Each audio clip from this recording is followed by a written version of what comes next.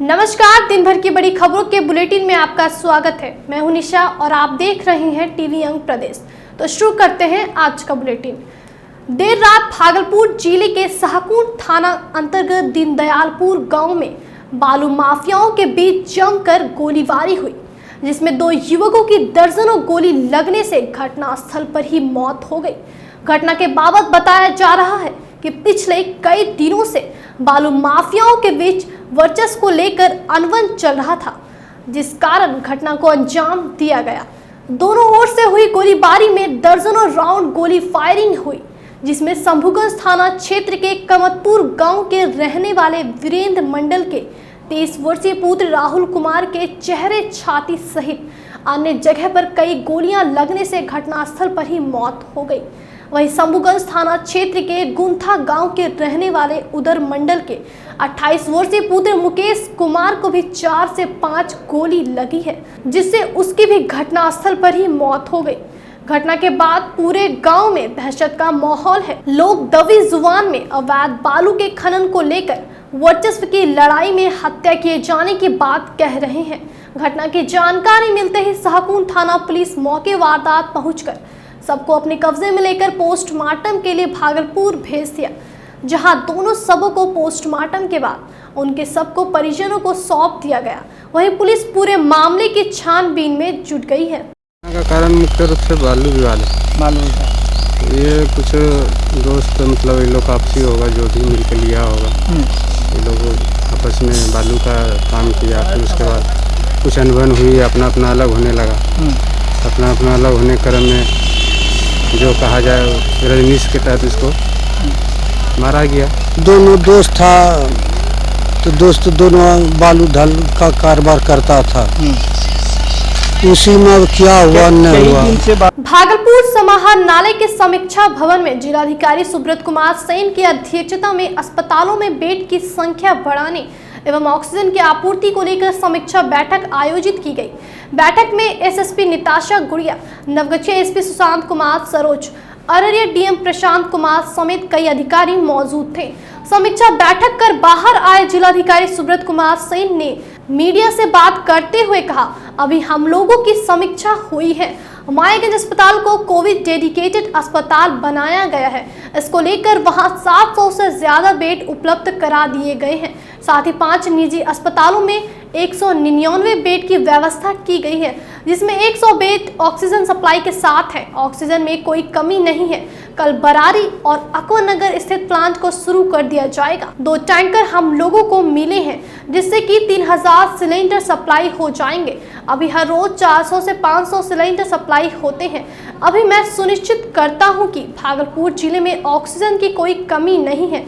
साथ ही उन्होंने कहा कि जो भी लोग नियमानुसार दुकान बंद नहीं करेंगे उस पर दंडात्मक कार्रवाई की जाएगी। आज समीक्षा हुई है, तो सबसे इम्पोर्टेंट जो है वो अस्पताल में बेड का मैनेजमेंट। तो हम लोगों का जो मायागंज अस्पताल है, मेडिकल कॉलेज हॉस्पिटल, वहाँ डेडिकेटेड चूँकि वो कोविड के ट्रीटमेंट के लिए बन चुका है, तो 700 से ज़्यादा बेड वहाँ उपलब्ध हैं। इसके अतिरिक्त प्राइवेट 5 हॉस्पिटल में 199 बेड की व्यवस्था की गई है, जिसमें 100 के लगभग बेड ऑक्सीजन सप्लाई के साथ है। ऑक्सीजन की कोई कमी नहीं है। कल दोनों जो प्लांट है हम लोगों का, बरारी और अकबरनगर में 2 टैंकर हम लोगों को मिला है, जिससे लगभग 3000 सिलेंडर सप्लाई हो जाएंगे। और हम लोगों का पर डे जो है 400 से 500 के बीच सिलेंडर सप्लाई होता है। और फर्दर भी ऑक्सीजन, जो लिक्विड ऑक्सीजन के लिए ऑर्डर प्लेस कर दिया गया एजेंसी के द्वारा। हम लोगों ने जिला आपूर्ति पदाधिकारी को नोडल ऑफिसर बनाया है, वो विजिट भी कर रहे हैं, इसकी मॉनिटरिंग भी कर रहे हैं। तो कहीं ऐसी कोई समस्या नहीं है। सिचुएशन पर हम लोगों की नज़र है। टेस्टिंग भी हम लोग काफ़ी करा रहे हैं। नवगछिया के खरीक थाना क्षेत्र निवासी विलास यादव की बेटी रूपम ने कफ सिरप की जगह केले में डाले जाने वाला कीटनाशक दवाई पी ली, जिसके बाद उसकी तबीयत बिगड़ गई। इसके बाद आनन फानन में परिजनों ने उसे मायागंज अस्पताल में इलाज के लिए भर्ती कराया, जहां इलाज के दौरान उसकी मौत हो गई।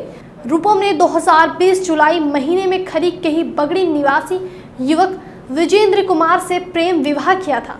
विजेंद्र ने बताया कि वो मायके में थी। कल शाम के 6 बजे वो कफ सिरप की जगह केले में डालने वाला कीटनाशक दवा गलती से पी ली।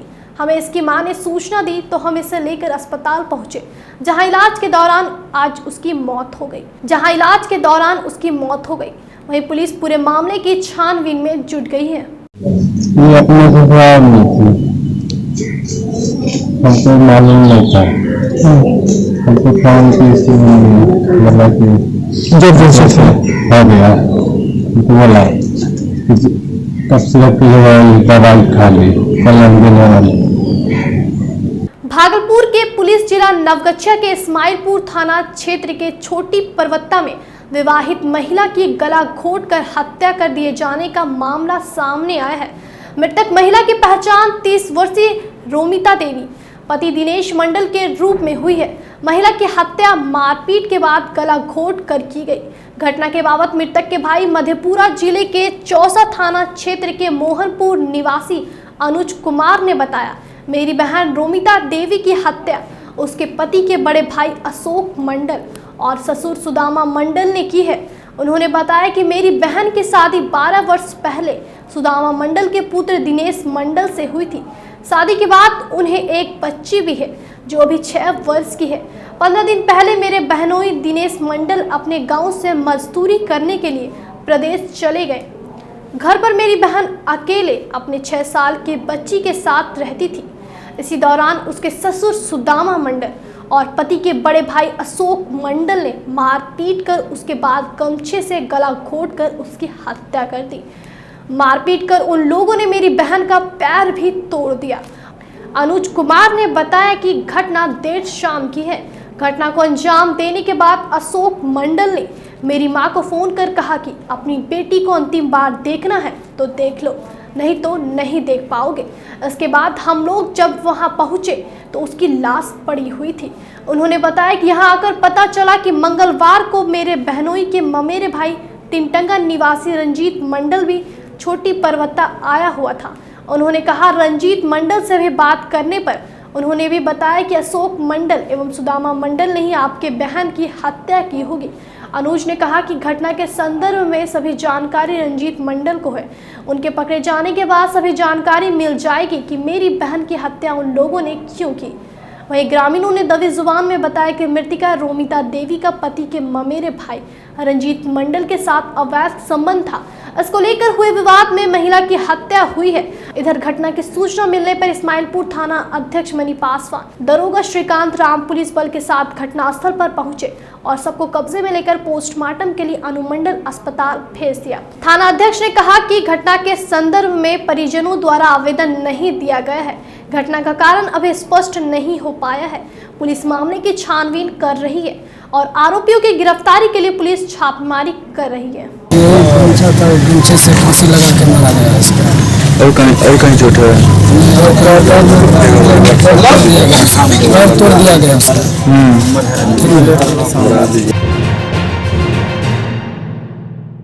आपके भागलपुर में पूरी भव्यता के साथ महिलाओं के लिए पहली बार भव्य रेंज और ब्रांडेड आइटम का संसार भाव्या।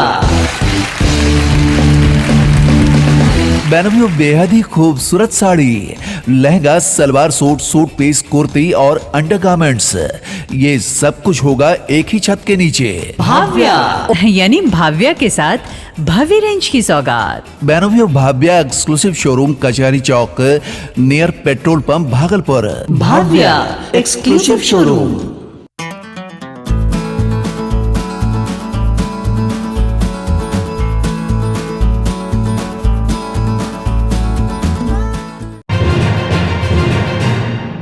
भागलपुर के सुल्तानगंज रेलवे स्टेशन के समीप ट्रेन की चपेट में आने से एक व्यक्ति की मौत हो गई। मृतक व्यक्ति की पहचान सुल्तानगंज थाना क्षेत्र के अब्जुगंज निवासी विजय शाह के रूप में हुई है। स्थानीय लोगों ने बताया कि मृतक विजय शाह मानसिक रूप से विक्षिप्त था और जीएमयू पैसेंजर ट्रेन के चपेट में आने से उसका सर धड़ से अलग हो गया, जिससे उसकी मौत घटनास्थल पर ही हो गई। घटना की जानकारी मिलते ही रेल पुलिस घटनास्थल पर पहुंची और सबको कब्जे में लेकर पोस्टमार्टम के लिए भागलपुर भेज दिया। पूरे प्रदेश के साथ भागलपुर में बढ़ते कोरोना संक्रमण को देखते हुए प्रशासन द्वारा लगातार गाइडलाइंस जारी किए जा रहे हैं। ऐसे में भागलपुर जिला प्रशासन द्वारा जिले में बढ़ रही लगातार कोरोना संक्रमितों की संख्या को मद्देनजर रखते हुए बाजारों के लिए नई गाइडलाइन सोमवार को जारी कर दी गई। इसके बावजूद भी बाजारों में चौक चौराहे पर कई सख्ती दिखाई पड़ रही है, तो कहीं सिर्फ इसकी खाना पूर्ति हो रही है। जिला प्रशासन द्वारा कपड़ा व्यवसायी और शहर में स्थित मॉलों को दोपहर 2 बजे के बाद खोलने का आदेश दिया गया है। इसके बाबत अधिकांश दुकान और प्रतिष्ठान तो बंद रही, लेकिन कचहरी चौक स्थित V2 और सिटी लाइफ दोपहर के 12 बजे से खुली हुई थी। लोग आ जा रहे थे। जब हमारे संवाददाता ने सेल्समैन से पूछा तो बताया गया मैनेजर का आदेश है। जब मैनेजर से इसके बारे में पूछा गया तो उन्होंने बताया, हम लोग क्या करें, धंधा पहले से ही चौपट है, हम लोगों की रोजी रोटी कैसे चलेगी। V2 के मैनेजर ने कहा कि अभी हम लोग 25 स्टाफ को हटाने वाले हैं, ऐसे में उनके साथ जो समस्याएं आएंगी, क्या सरकार उसके लिए कोई व्यवस्था की है।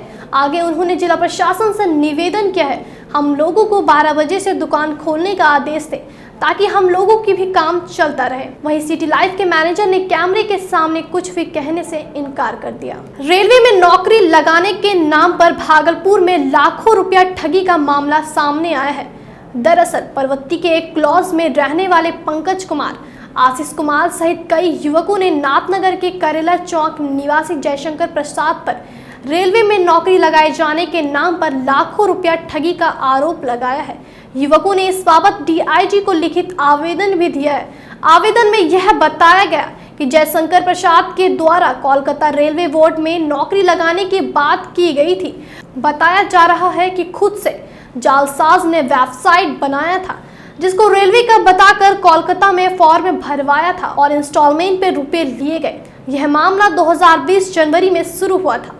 DIG को आवेदन दिए जाने के बाद DIG ने जालसाजी के इस मामले के उद्भेदन को लेकर सीनियर SP को जिम्मेवारी सौंपी है, जिसके बाद सीनियर SP निताशा गुड़िया ने ASP पुरंझा और मधुसूदनपुर थाना को पूरे मामले के उद्भेदन को लेकर निर्देश दिए। मुझे फॉर्म भरवाया कोलकाता में ले जाके, ऑफलाइन। हाँ, ऑफलाइन फॉर्म भराया। ऑफलाइन के बाद वहाँ पे बोला कि आप सब जाइए, चले जाइए घर।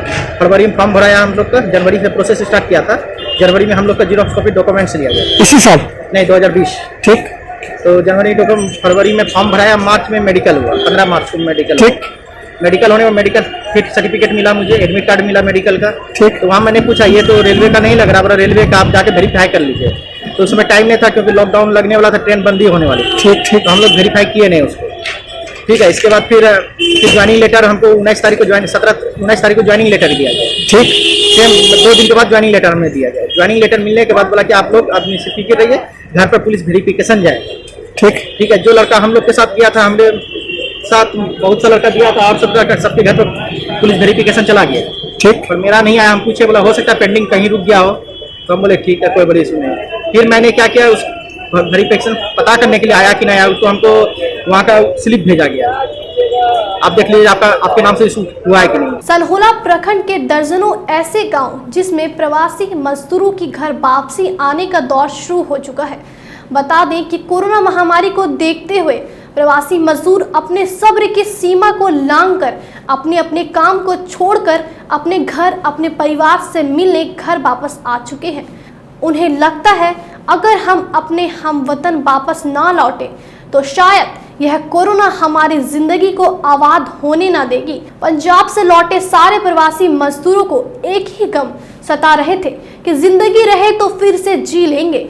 मामला सलहोला प्रखंड अंतर्गत के दर्जनों ऐसे गांवों के प्रवासी मजदूरों की दर्द बयां कर रही है, जिनमें विशनपुर, भूरिया, महियामा ऐसे दर्जनों गांव के प्रवासी मजदूर अपनी जान माल की सुरक्षा के लिए घर वापसी का मन बनाकर लौट आए हैं। जगदीशपुर प्रखंड विकास पदाधिकारी तरुण केसरी और थानाध्यक्ष महेश कुमार ने पुलिस बल के साथ मंगलवार को 6 बजते ही दुकानों को बंद कराया। साथ ही सभी दुकानदारों को सरकार की गाइडलाइंस के अनुसार समय का पालन करते हुए दुकान खोलने का निर्देश दिया। इस दौरान कई दुकानदारों तथा आम जनता को मास्क नहीं लगाने के कारण चालान भी काटा गया। सब्जी दुकानदारों को बुधवार से दुर्गा स्थान के मैदान पर सब्जी दुकान लगाने का निर्देश दिया गया। बता दें कि जगदीशपुर में मंगलवार एवं शनिवार को साप्ताहिक हाट लगाया जाता है, जहां काफी संख्या में भीड़ जुटती है और सोशल डिस्टेंसिंग का पालन नहीं किया जाता है। अगर इसी तरह हाट लगाया जाएगा तो यहाँ कभी भी कोरोना विस्फोट हो सकता है, क्योंकि हटिया में सोशल डिस्टेंसिंग का पालन होना संभव नहीं। वैश्विक महामारी कोरोना वायरस के संक्रमण के बीच बुधवार यानी 21 अप्रैल को पूरे देश में रामनवमी का त्योहार मनाया जाने वाला है, लेकिन कोरोना का रफ्तार तेज होने के कारण रामनवमी को लेकर यूं तो बाजार सज गया है, लेकिन लोगों में कोई विशेष उत्साह नहीं दिख रहा। रामनवमी के पटाखा, हरे बांस और पूजन सामग्री की दुकान तो सज गई है, लेकिन कोरोना के संक्रमण को देखते हुए दुकानदारों को ग्रह तक नसीब नहीं हो रहा, जिससे फूटकर दुकानदार काफी निराश भी दिख रहे हैं। प्रशासन के द्वारा संक्रमण से बचाव को लेकर पूरे माह तक विशेष आयोजनों पर रोक लगाई गई है। ऐसे में इस बार रामनवमी का उत्साह जिले में फीका दिख रहा है। देश भर में कोरोना संक्रमण के बीच कोरोना मानकों को ध्यान में रखते हुए चैत्र नवरात्र मनाई जा रही है। इसी कड़ी में भागलपुर जिले के सभी दुर्गा मंदिरों में मां दुर्गा की 8वें रूप महागौरी की पूजा को लेकर श्रद्धालु काफी उत्साहित दिखे। कोरोना संक्रमण के बीच महिलाएं भागलपुर शहरी क्षेत्र के मंदिरों में डलिया भरने के लिए पहुंची, लेकिन दुर्गा मंदिरों में मां दुर्गा की मूर्ति स्थापित नहीं होने से श्रद्धालु महिलाएं काफी उदास दिखी और मां दुर्गा से वैश्विक महामारी कोरोना वायरस के संक्रमण को जल्द से जल्द समाप्त करने की प्रार्थना करते दिखी। मूर्ति में बैठता है तो कैसा एकदम ठीक नहीं लगता है। मूर्ति रहता है तो सुहाना लगता है। अब वक्त हो चला है आपसे विदा लेने का, लेकिन उससे पहले आप सभी से आग्रह है, अगर आपने अब तक हमारे YouTube चैनल को सब्सक्राइब नहीं किया है तो इसे सब्सक्राइब कर लें। साथ ही अगर आप हमारा Facebook पर न्यूज़ देख रहे हैं तो हमारे पेज को लाइक और फॉलो कर लें। तो फिर होगी आपसे मुलाकात, तब तक के लिए नमस्कार।